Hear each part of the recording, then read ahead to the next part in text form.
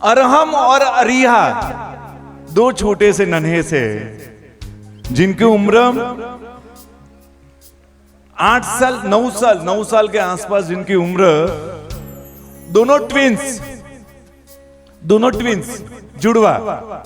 और सौभाग्य उनका था, उनकी दीक्षा के साथ साथ उनकी मां की दीक्षा भी साथ में हुई, उनकी मम्मी ने भी साथ में दीक्षा ली।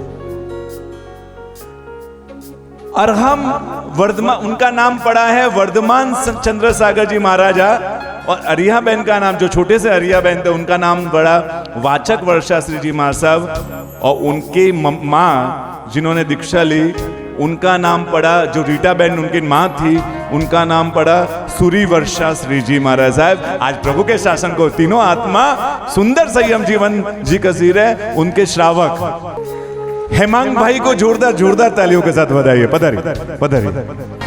आज पास में जगह खाली है, हाँ? लेकिन ये खाली जगह कितना खालीपना देती है वो हम नहीं समझ पाएंगे। रात को मैंने पूछा हेमांग भाई को, हाँ कैसे कर दिया आपने? एक दोनों बच्चों ने दिया, श्राविका तो उसके बाद एक सहारा जैसी थी ना, क्योंकि दोनों बच्चों के बाद श्राविका एक सपोर्ट जैसा होती है। उन्होंने एक ही कहा, मोक्ष मार्ग की आराधना साधना में विक्षेप करने का अधिकार मुझे नहीं है। उनको उनके धार्मिक आध्यात्मिक प्रगति को देखकर आनंद होता है, विक्षेप करने का कभी सोच भी नहीं आई।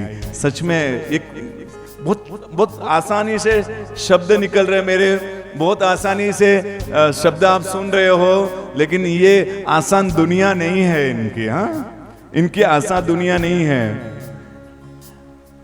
मैंने पूछा वही प्रश्न, इनके लिए अलग था, याद आती है,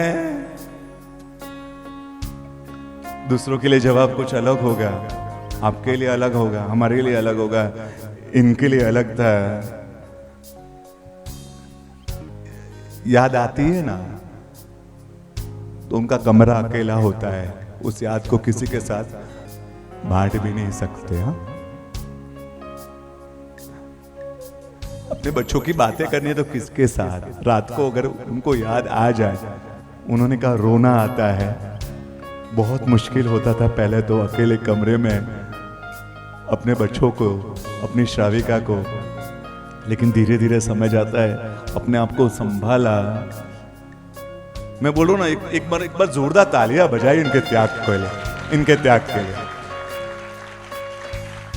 आसान नहीं है, आसान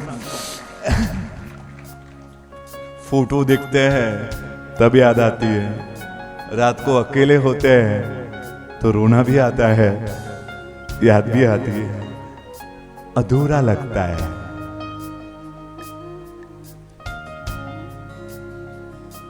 लड़के महाराज साहब से मिलने जाता हो, सब छोटे हैं ना, मिलने जाता हो, साथ में रहता हो, उपाश्रम में उनके साथ सो भी जाता हो, एक बाप इससे ज्यादा क्या करे, क्या कर सकते हैं? और ऐसे भी बाप की फीलिंग्स को समझना है ना, मां जितना अच्छे ढंग से एक्सप्रेस कर सकते हैं, पिता की आंखों के आंसू के बूंद रात के अंधेरे में पीलों में कहीं खो जाते हैं, दुनिया उसको देख ही नहीं पाती है। पिता भी रोता है, लेकिन वो अंधेरे में पिलो पर वो बूंदे दुनिया नहीं देख पाती है। उनको लगता है बाप रोता है, बाप तो मजबूत, कितना भी मजबूत हो।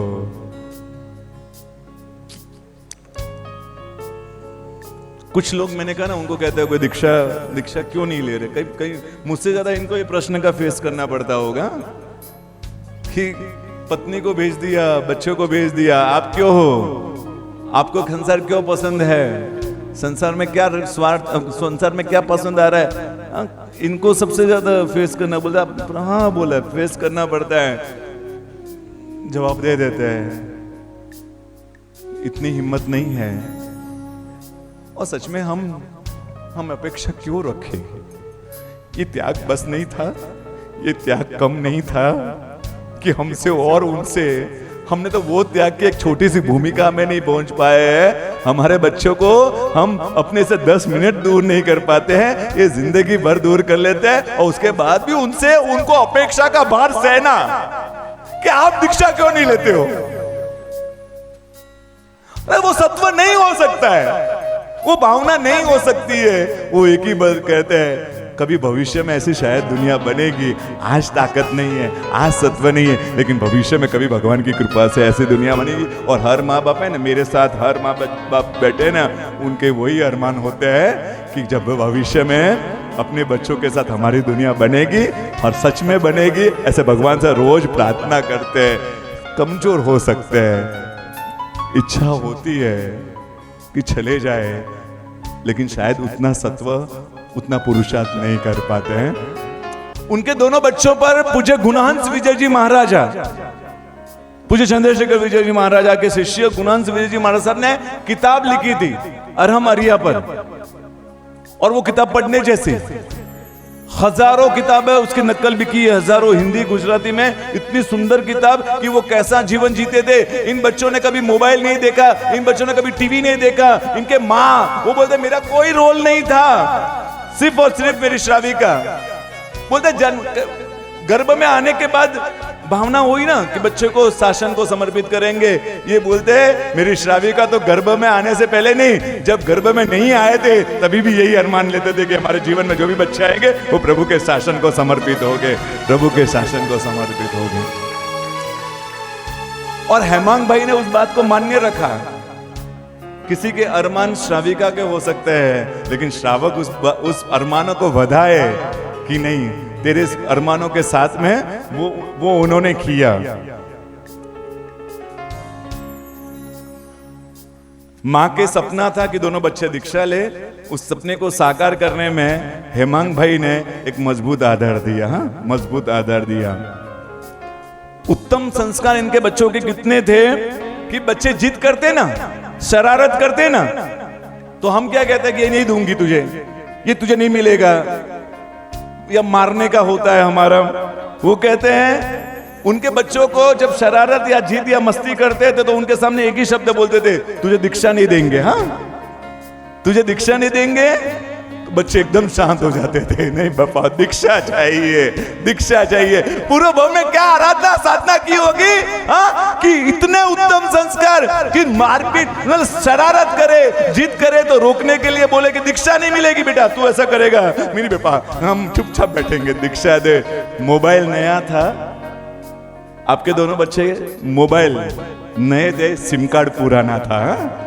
सिम कार्ड पुराना था, पूर्व भव के डेटा इनबिल्ड करके आए थे। वो तो किसी पूर्व भव के साधक थे, इस भाव में साधना अधूरी थी, ये भाव मिला। आप जैसे उत्तम माता पिता मिले, उस साधना को उन्होंने आगे बढ़ा दिया। मोबाइल नया है, उनको दुनिया ने नया देखा, सिम कार्ड तो बहुत पुराना था, बहुत पुराना था उनका। सच में टीवी मोबाइल नहीं दिखाया उन्होंने कभी, ऐसी दुनिया ही नहीं थी।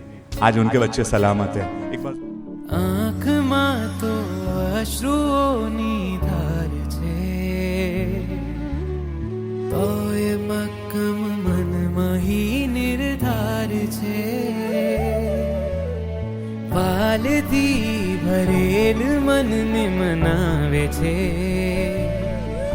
એ જ વાલથી બાળને બતાવે છે।